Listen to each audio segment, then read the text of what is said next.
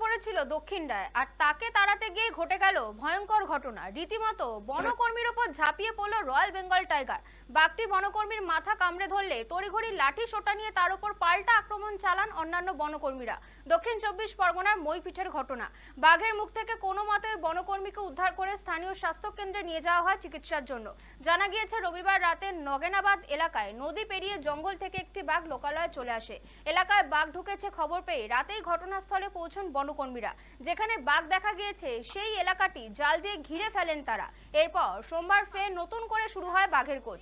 এদিন এলাকার অন্য একটি জায়গায় দেখা মেলে বাঘটির। এরপর শুরু হয় নেট দিয়ে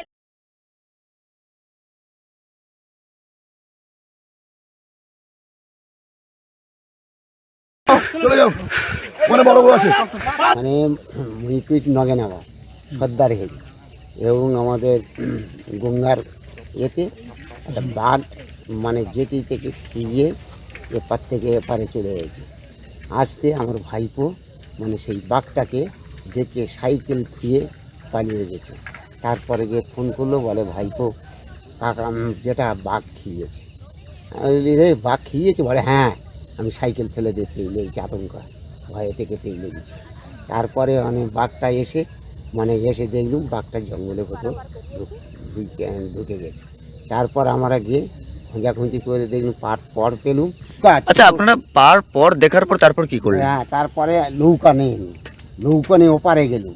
ওপারে গিয়ে দেখলুম এই বাঘটা কোদ্দে খেয়েছে। তারপর ওপারে গিয়ে দেখলুম বাঘটা খেয়েছে, ওই সোজাই উঠেছে, মানে একটুকুনি জেটির ঘাটার থেকে একটুকুনি হাত পঞ্চাশ দূরে থেকে খেয়ে এপারে চলে গেছে। আচ্ছা, আমরা স্থানীয় পুলিশ প্রশাসন কিংবা প্রশাসনকে তখন গিয়ে ফোন করলুম। ফোন করে বলি স্যার এখানে বাঘ আছে এই জঙ্গলটার মধ্যে। এখন প্রশাসন বললো, তাহলে ঠিক আছে, তোমরা কি সঠিক দেখেছো? হ্যাঁ, পর পেয়েছি এবং ওপার থেকে খেয়ে এপারে গেছে। তারা বন দপ্তরে গিয়ে খবর দিল, রেঞ্জ অফিস এতে নরগড়ার রেঞ্জ অফিসে খবর দিতে, রেঞ্জ অফিসে আবার অফিসার এসে দেখলো, তদন্ত করে হ্যাঁ প্রকৃত বাঘ আছে। তারপর ওনারা পরে এসে জাল ঘিরে আমরা এই রেডি হয়েছি। এই বাড়ির কাছে বাঘ এসছে, খুব আমরা আতঙ্কায় আছি। বাড়ি আমার বেশি দূরত্ব নয়, এই 5-7 মিনিটের রাস্তা। আমরা এসছিলাম সকলে, আশেপাশে সবাই এসে দেখতে কিছু পাইনি। যারা আগে থেকে ছিল তারা ওই ছাপটা দেখেছে, দেখে ওরা ভিডিও ক্যামেরা করেছিল, করে ওই ছাপটাই দেখেছি। তারপরে থানা থেকে বাবুরা এসেছিলো, আমাদেরকে কাউকে কোনো মহিলাকে কাছে যেতে দেয়নি। ওরা আমাদেরকে সরিয়ে দিয়েছে। পুরুষরা ছিল, বাড়ির পুরুষরা সব সকালে ছিল।